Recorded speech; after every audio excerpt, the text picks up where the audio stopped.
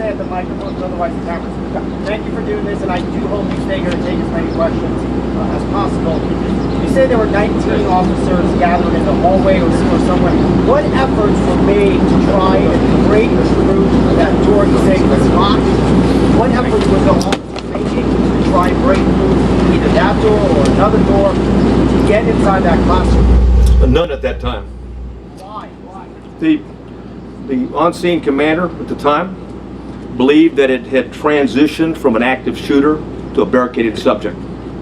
Sir, you have people who are alive, children who are calling 911 saying, please send the police.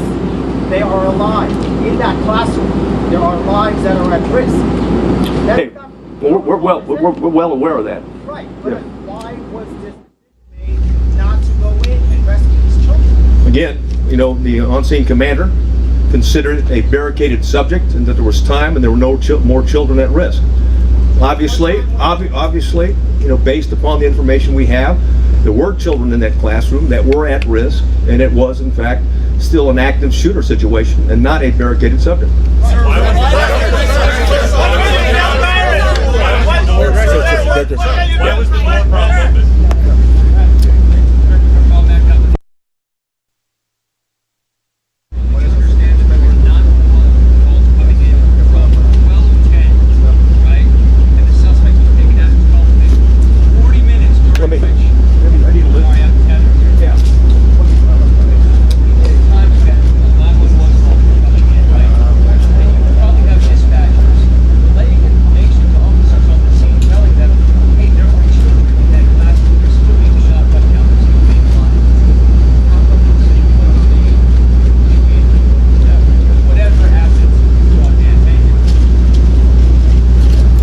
The question simply is this: there was a 40-minute gap, and if the 911 operators were aware that children were alive in that classroom, why weren't officers notified of that? And if that's the case, why didn't they take action?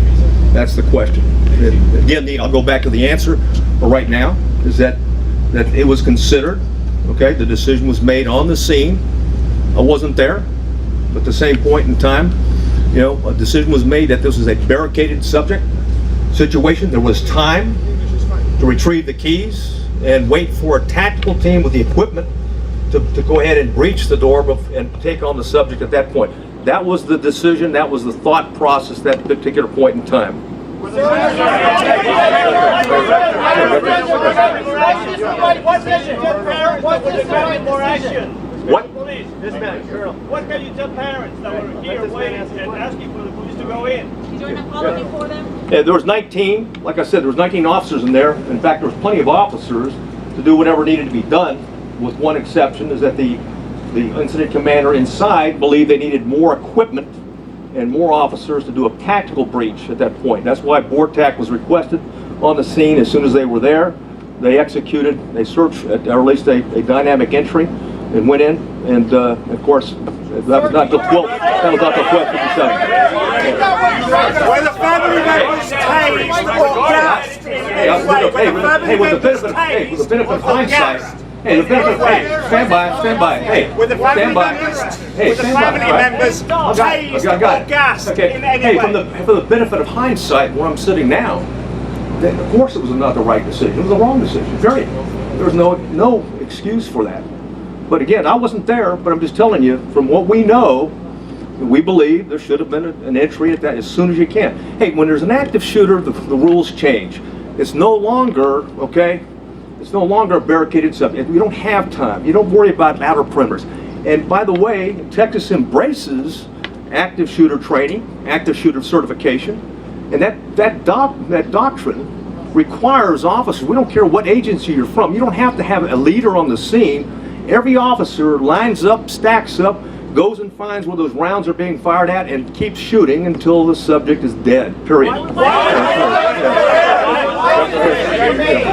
was it made? Mexico, sir. Obviously, countries south of the border, it's very difficult to understand how the most powerful nation in the world, when citizens have access to high-end weapons, and this is coming all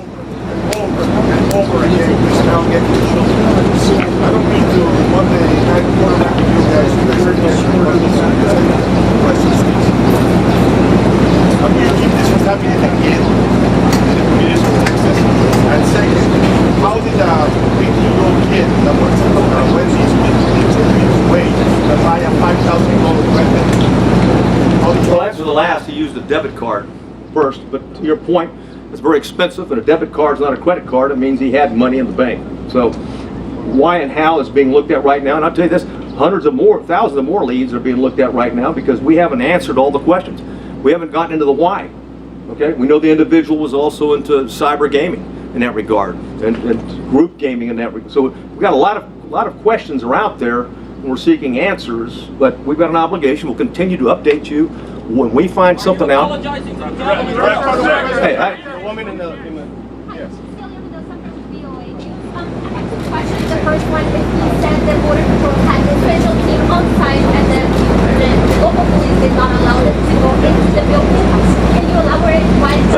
The Border Patrol agents, the BORTAC agents that were in the building, did line up. They're part of the 19 that I talked about, and the entry team, ultimately the entry team that went in. But I can tell you that they were told, just as any other officer was told, and others, even command staff that came on board, is that the incident commander at the time was believed that in fact it was a barricaded subject, that we had time, there was no kids at risk. Which agency? Talk about having chats and group chats and talking to people. Why wasn't he on the news radar? Nobody. I wish he was, because then there's no question. And I'll say this right now, but every time we have one of these, and there's copycats, okay? And we need the public, just like we did back in 2018, there was a public, okay, that came forward that we got 2 people that are about to shoot up a school or planned to shoot a school. It's imperative on the public, when you get something, just because the guy sounds like he's a nut, he may be a nut. But just because it sounds like, well, it's possible to do, he may be intended to do, as I've read the timeline based upon the chats that he had.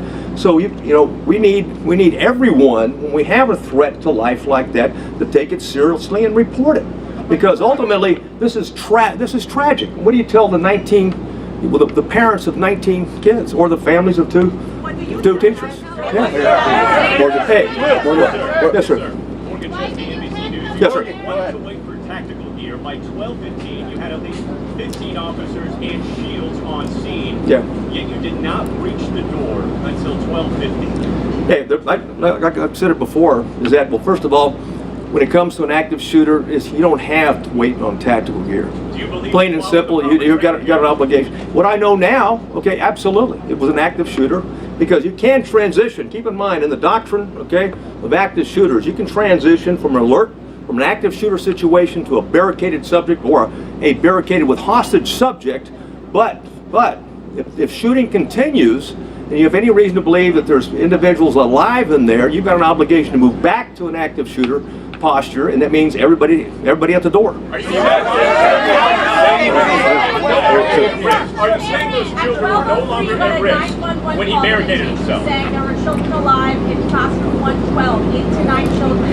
Is that teacher, are those children still alive? And why was the school resource officer off campus?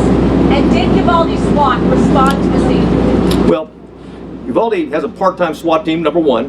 The ISD's got, they have limited officers. I think, what is it? Well, you got 6? 6.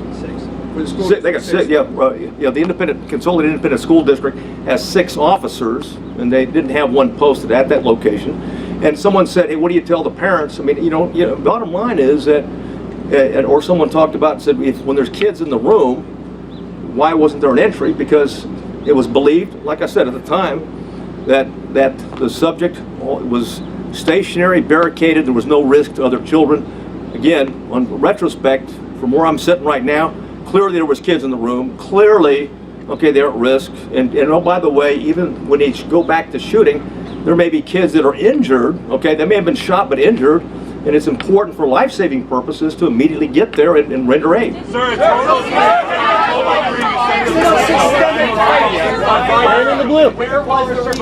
Where was the resource officer? Why was he not on campus? He was not on campus. Why? Well, again, we'll have all those answers down the road. Okay. Sir, did those children survive? Lady in the front here. Hi, this is Univision Network. Thank you for doing this. Also, the community in case planning. Much of it is undocumented. It's then the world can apologize to all those parents who are outside screaming, trying to get in. It was obvious that it was not under control. There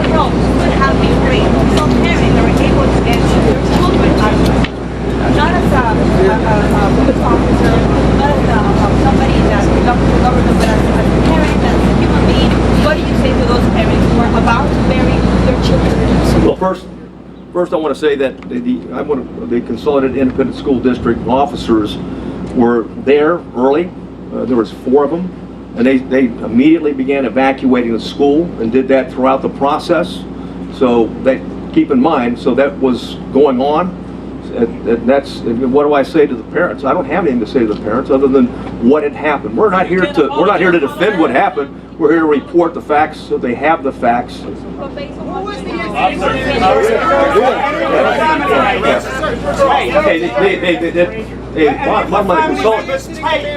Were any of the family members gassed or tased outside the building? I'm sorry? Were any Oh, of the family I don't have any information on that. members?